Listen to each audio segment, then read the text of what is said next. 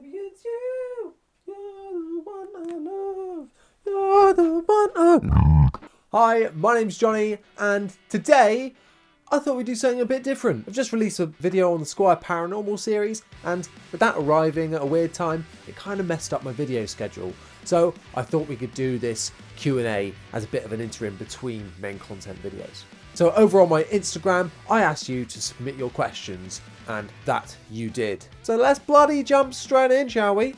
So the first question comes in and says, what got you into playing bass specifically? This was actually, so music in general, I have to actually thank my sister for. It was kind of a, hey, guitars are cool. You should play guitar. And I was like, oh yeah, okay, yeah, I could see myself being cool. How little I knew about me and what I was like.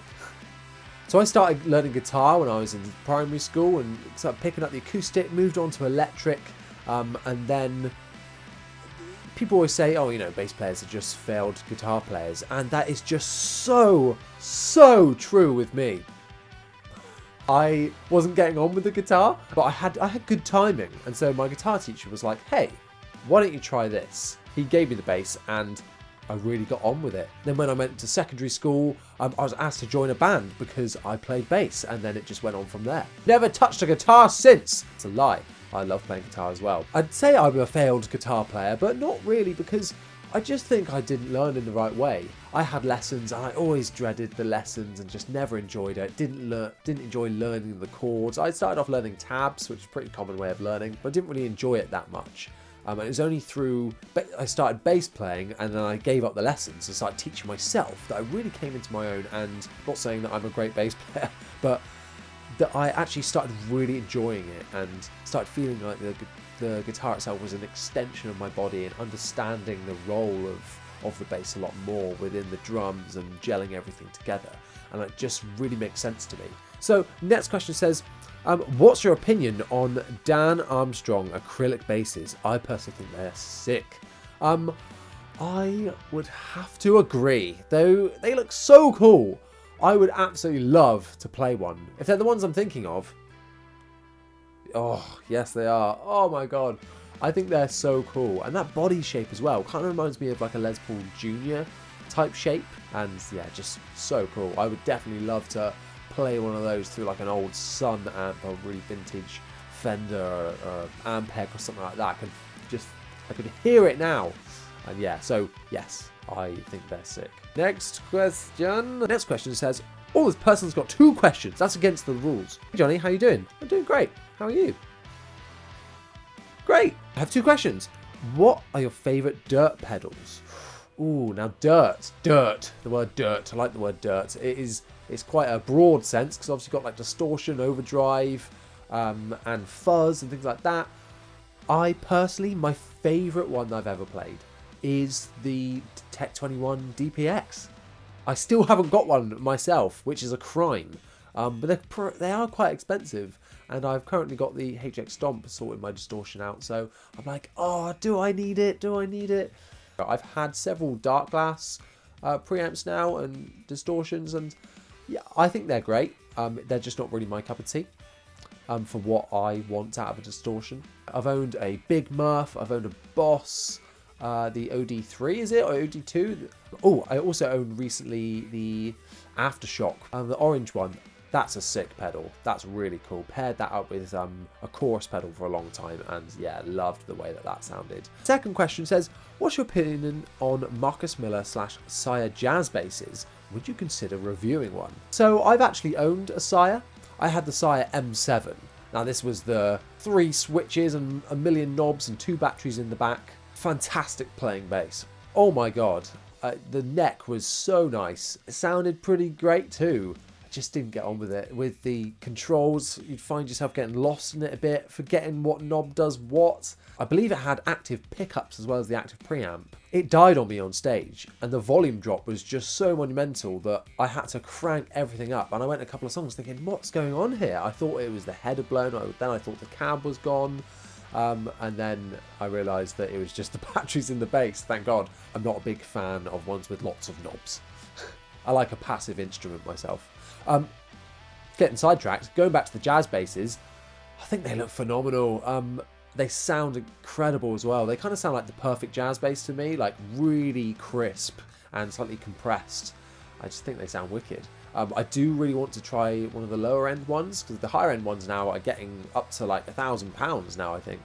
So I would like to try one of the, I think it's the V3 entry level ones. It's just about seeing when a decent priced second hand one comes up, I think.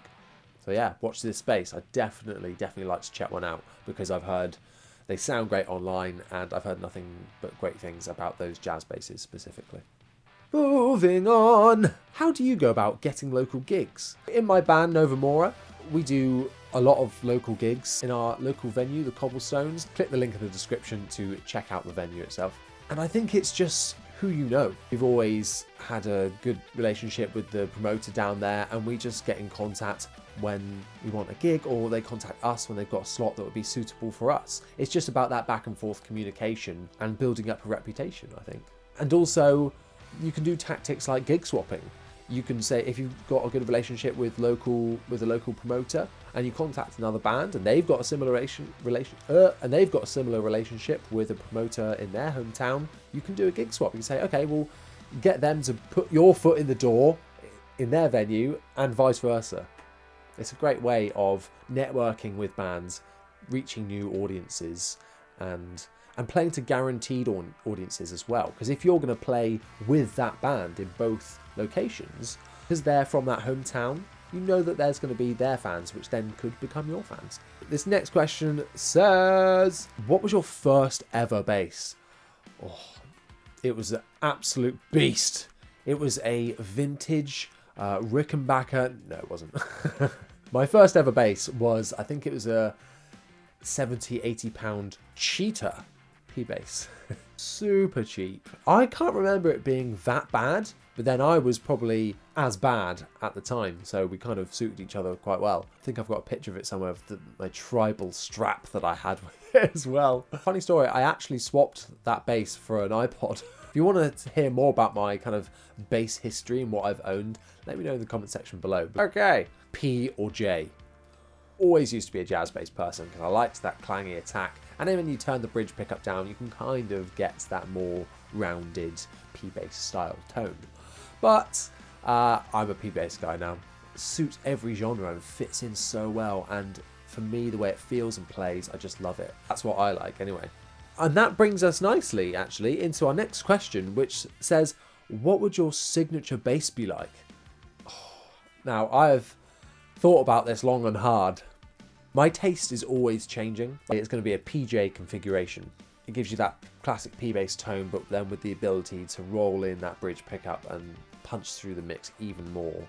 Completely passive, I just want volume, tone. I think I would have to go for like a P-bass shape, maple neck, gold anodized scratch plate, or a mint scratch plate, and then maybe a black or a red or a sonic blue.